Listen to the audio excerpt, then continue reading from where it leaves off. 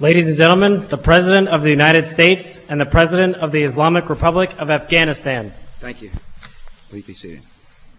It's my honor to welcome President Karzai back to the White House. Mr. President, Laura and I fondly remember your gracious hospitality when I met you in your capital. We had a chance today to reconfirm our strong commitment to work together for peace and freedom, and I'm proud of your leadership. You got a tough job. Yeah, sometimes it is. And you're showing a lot of strength and character, and we're proud to call you ally and friend. I really am. We discussed how the government is building institutions necessary for Afghans to have a secure future. We talked about how America and our international partners can continue to help.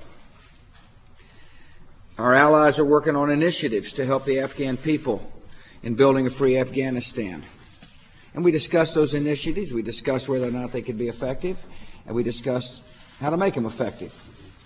We discussed our cooperation in defeating those who kill innocent life to achieve objectives, political objectives. The Afghan people know firsthand the nature of the enemy that we face in the war on terror.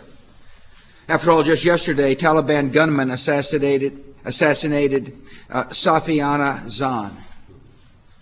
Cold-blooded kill. She got killed in cold blood. She was a leader who wanted to give young girls an education in Afghanistan. She was a person who served her government. She was a person who cared deeply about the future of the country.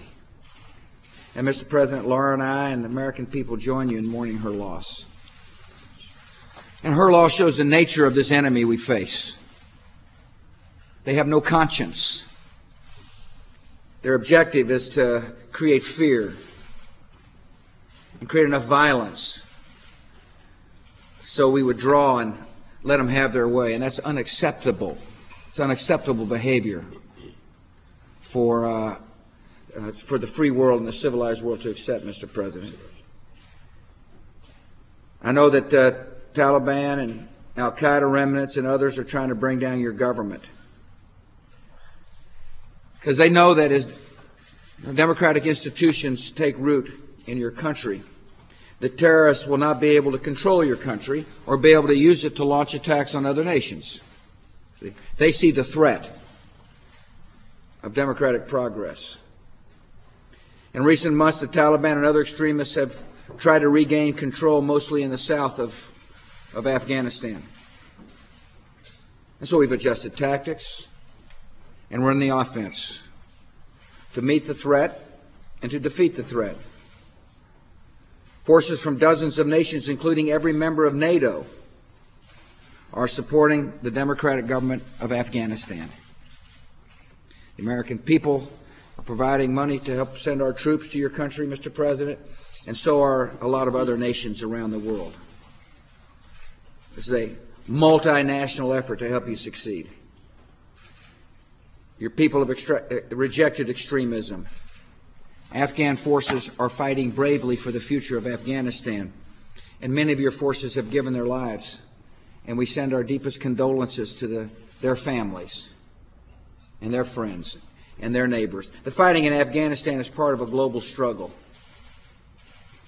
Recently, British forces killed a longtime terrorist affiliated with Al-Qaeda named Omar Farouk.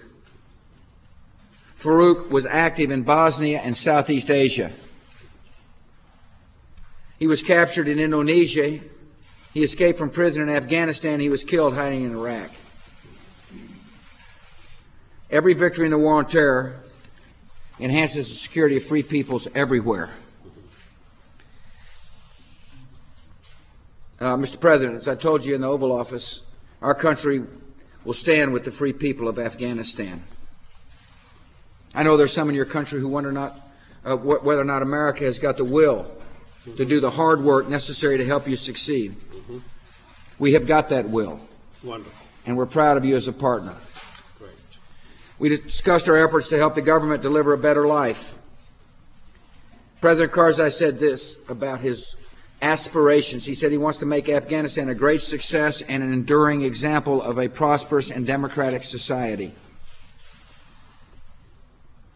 We're helping you build effective and accountable government agencies. We discussed different agencies in your government and how best to make them accountable to the people. We're going to help you build roads. We understand that it's important for people to have access to markets. I thought our general had a pretty interesting statement. He said, where the road ends, the Taliban tries to begin. The President understands that. We're helping you with the National Literacy Program. We understand that a free society is one that counts upon a educated citizenry. The more educated a populace is, the more likely it is they'll be active participants in democratic forms of government. We're helping you build schools and medical centers. We talked about the illegal drug trade. The President gave me a very direct assessment of successes in eradicating poppies and failures in eradicating poppies. It was a realistic assessment of the conditions on the ground. And he talked about his strategy, particularly in dealing in Helmand Province. And, Mr. President, we will support you on this strategy. We understand what you understand, and that is we've got to eradicate drug trade for the good of the people of Afghanistan. Tomorrow, President Karzai and President Musharraf and I will have dinner. I'm looking forward to it. It's going to be an interesting discussion amongst three allies, three people who are concerned about the future of Pakistan and Afghanistan. It'll be a chance for us to work on how to secure the border, how we can continue to work together and share information so we can defeat extremists, how we can work together to build a future of peace and democracy in your region, Mr. President.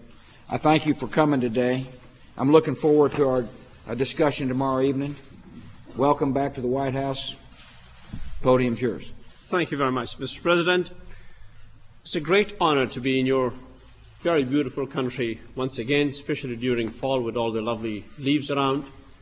And thank you very much for the great hospitality that you and the First Lady are always giving to our guests, especially to me. And thanks also for your visit to Afghanistan and for seeing us in our country, for seeing from close as to who we are and how we make it to a better future.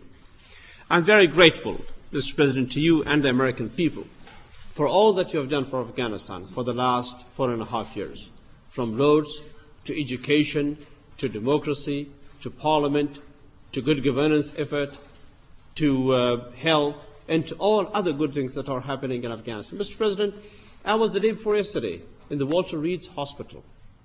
There I met wounded in Iraq and Afghanistan. And there also I met a woman soldier with 6 boys from 7 to 21 that she had left behind in America in order to build us a road in a mountainous part of the country in Afghanistan.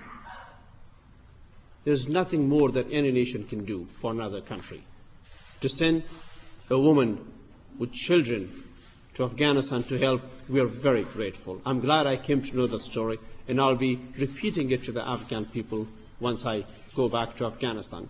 We discussed today all matters that concern the two countries, the question of the reconstruction of Afghanistan, improvement for the reconstruction of Afghanistan, the equipping of the Afghan army, the training of the Afghan army, the police in Afghanistan, in all other aspects of reconstruction. We also discussed the region around us, discussed our relations with Pakistan in the question of the joint fight that we have together against terrorism. And I'm glad that, Mr. President, that you are tomorrow hosting a dinner for me and President Musharraf, and I'm sure we will come out of that meeting with a lot more to talk about to our nations in a very positive way for a better future. Mr. President, we the Afghan people are grateful to you and the American people for all that you have done. I had things in mind to speak about, and you did that, so I'll stop short and let the questions come to us. We'll have 2 questions aside. We'll start with Jennifer Levin. Thank you, sir. Even after hearing that one of the major conclusions of the National Intelligence Estimate in April was that the Iraq War has fueled terror growth around the world, why have you continued to say that the Iraq War has made this country safer? And to President Karzai, if I might, what do you think of President Musharraf's comments that you need to get to know your own country better when you're talking about where terror threats and the Taliban threat is coming from? You want to start? Go ahead, please. I, of course, read the key judgments on the NIE.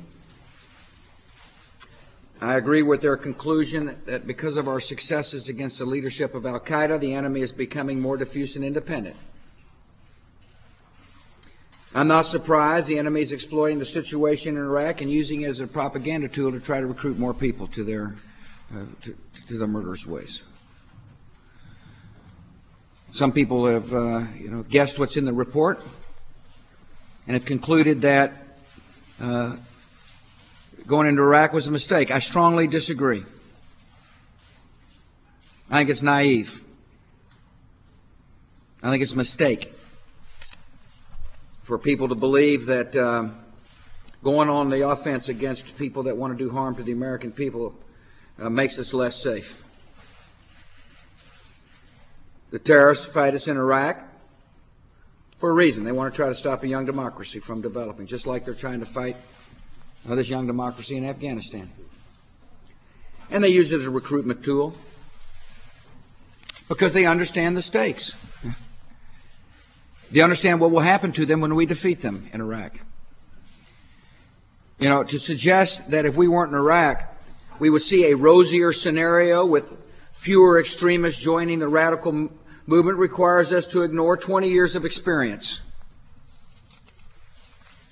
We weren't in Iraq when we got attacked on September the 11th. We weren't in Iraq and thousands of fighters were trained in terror camps inside your country, Mr. President. We weren't in Iraq when they first attacked the World Trade Center in 1993. We weren't in Iraq when they bombed the coal. We weren't in Iraq when they blew up our embassies in Kenya and Tanzania. My judgment is, if we weren't in Iraq, they'd find some other excuse. Because they have ambitions. They kill in order to achieve their objectives. In the past, Osama bin Laden used Somalia as an excuse for people to join his jihadist movement. In the past, they used the Israeli-Palestinian conflict. It was a convenient way to try to recruit people to their jihadist movement. They've used all kinds of excuses. This government is going to do whatever it takes to protect this homeland. We're not going to let their excuses stop us from staying on the offense. The best way to protect America is to defeat these killers overseas so we do not have to face them here at home. We're not going to let lies and propaganda by the enemy dictate how we win this war. Now, you know what's interesting about the NIE? It was an intelligence report done last April. As I understand, the conclusions, the evidence on the conclusions reached was stopped being gathered on February, at the end of February. And here we are, coming down a stretch of an election campaign, and it's on the front page of your newspapers. Isn't that interesting? Somebody's taken it upon themselves to leak classified information for political purposes. I talked to John Negroponte today, the DNI. I think it's a bad habit for our government to declassify every time there's a leak, because it means it's going to be hard to get good product out of our analysts. Those of you who have been around here long enough know what I'm talking about. But once again, there's a leak out of our government, coming right down the stretch in this campaign. to create confusion in the minds of the American people. In my judgment, is why they leaked it.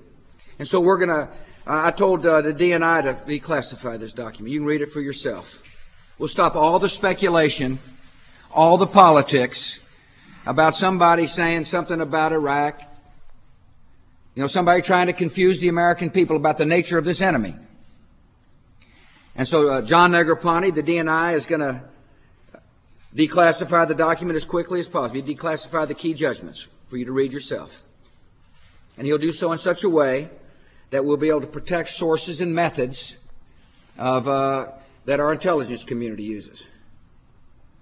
And then everybody can draw their own conclusions about what the report says. Thank you. Why is what was that question?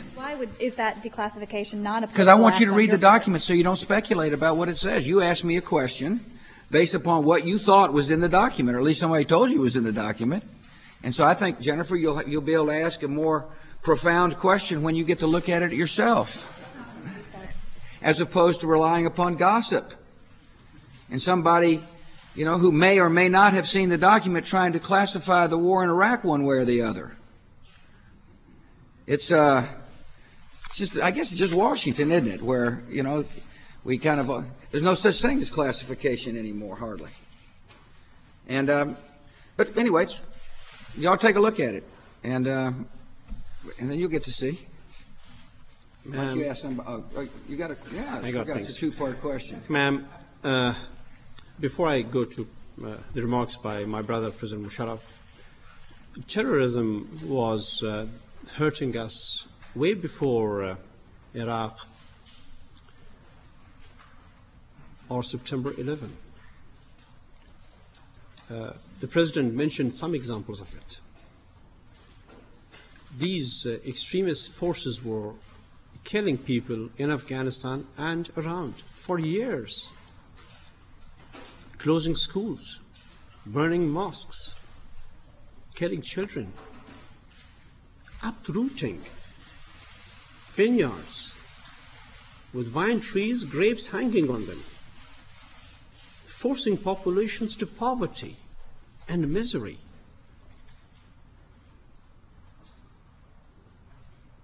They came to America on September 11, but they were attacking you before September 11 in other parts of the world. We are a witness in Afghanistan as to what they are and how they can hurt. You are a witness in New York.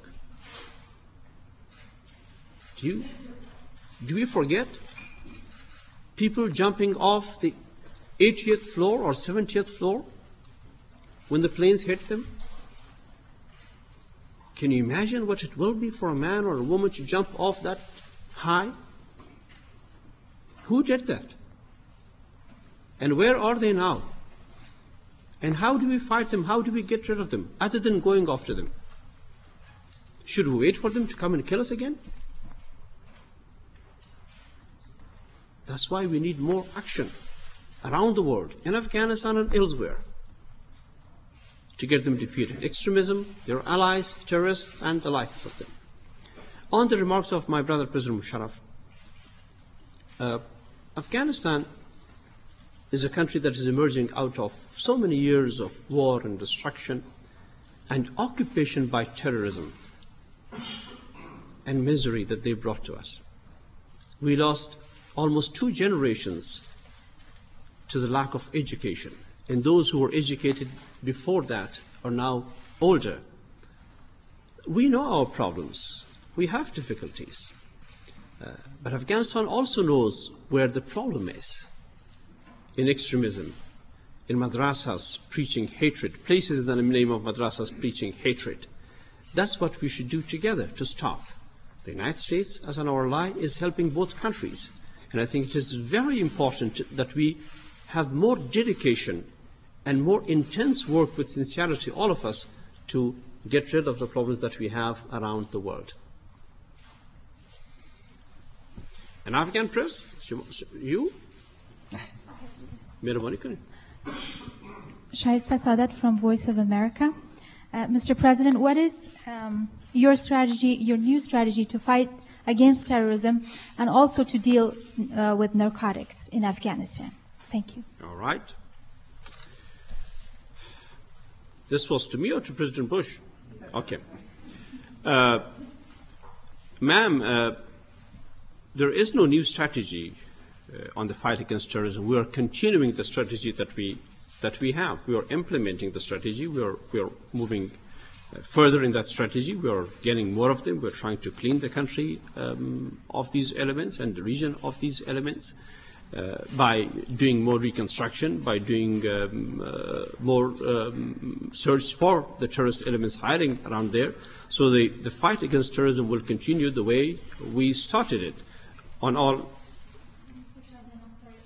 Do you think it's working now the way it's going? It is absolutely working. We come across difficulties as we are moving forward, and that's bound to happen. And we get over those difficulties, we resolve them, and we go to the next stage of this fight against terrorism for all the allies. At one stage, 4 years ago, we had a war against them to dislodge them from Afghanistan, to remove them from being the government of Afghanistan. And then there were major operations against them to arrest them or to chase them out. And then we began to rebuild the country, to have roads, to have schools, to have health clinics, to have education, to have all other things that people need all over the world. And now we are at a stage of bringing more stability and trying to get rid of them forever. The desire is to do that sooner. But a desire is not always what you get. So it will take time, and we must have the patience to have the time spent on getting rid of them for good. On narcotics, it is a problem. It is an embarrassment to Afghanistan. And I told President Bush earlier in my conversation with him that we feel very much embarrassed for having narcotics growing in our country. But again, it has come to Afghanistan because of years of our desperation and lack of hope for tomorrow. I know Afghan families, ma'am, who destroyed their pomegranate orchards or vineyards to replace them with poppies because they did not know if they were going to have their children the next day, if they were going to be there in their own country the next day, if they were going to be having their home standing the next day. It has become a reality because of droughts and years of misery. We have worked on the problem. In some areas of the country we have succeeded. In other areas of the country we have failed because of the circumstances and because of our own failures. We discussed that, and we will continue to be very steadfast. It is Afghanistan's problem. So Afghanistan is responsible for it, and Afghanistan should act on it with the help of our friends in the United States and the rest of the world. Karen. Thank you, Mr. President. Former President Clinton says that your administration had no meetings on bin Laden for 9 months after he left office. Is that factually accurate, and how do you respond to his charges? You know, look, Karen, I've watched all this, finger pointing and, namings of names and all that stuff. Our objective is to secure the country. And we've had investigations. We had the 911 Commission. We had the look back this. We've had the look back that. American people need to know that we spend all our time doing everything we can to protect them. And I'm not going to comment on, other comments, but I will comment on this, that we're on the offense against an enemy who wants to do us harm. And we must have the tools necessary to protect our country. On the one hand, if Al-Qaeda or Al-Qaeda affiliates are calling somebody in the country, we need to know why. And so Congress needs to pass that piece of legislation. If somebody's got information about a potential attack, we need to be able to ask that person some questions. And so Congress has got to pass that piece of legislation. You can't protect America unless we give those people on the front lines of protecting this country the tools necessary to do so within the Constitution. And that's where the debate is here in the United States. There's some decent people who evidently don't believe we're at war, and therefore shouldn't give the administration what is necessary to protect us. And then it goes back to Jennifer's question, Does being on the offense mean we create terrorists? My judgment is the only way to defend the country is to stay on the offense. It is preposterous to think if we were to withdraw and hope for the best, things would turn out fine against this enemy. That was my point about, before we were in Iraq, there was thousands being trained in Afghanistan to strike America and other places. The only way to protect this country is to stay on the offense, is to deal with threats before they fully materialize, and in the long term help democracy succeed like Afghanistan and Iraq and Lebanon and a Palestinian state. But there's a difference of opinion. It'll come clear during this campaign where people will say, get out, leave before the job is done. And those are good, decent, patriotic people who believe that way. I just happen to believe they're absolutely wrong. And so I'm going to continue to work to protect this country. And we'll let history judge all the different, finger pointing and all that business. I don't have enough time to finger point. I've got to do my job, which comes home every day in the Oval Office, and that is to protect the American people from further attack. Now there's some who say, well, maybe it's not going to happen. Well, they don't see what I see. All I ask is that they look at that terror plot that, along with the Brits, we helped stop. People who are going to get on an airplane and blow up innocent lives in order to achieve political objectives. They're out there, they're mean, and they need to be brought to justice.